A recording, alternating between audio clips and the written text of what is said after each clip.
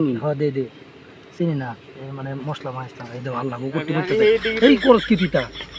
কি অবস্থা আপনারা বালা শুননি আজকে দেখতে শুনি তো হয়ে যাইব ফাটাফাটি 12 মায়া আম পেঁপে আমরা সবগুলা নিয়ে আইছি আজকে এই যে ফালা ফালা কইরা ফালামু সব খাইয়া সবার পিনিক লাগাই দিমু সবার চোখে এই যে ফালা ফালা কইরা ফালাইতাছি সব ফালা ফালা কইরা এই যে একবারে ইয়াগুলা বানায় ফেলাইছি একবারে ফ্রেশ একবারে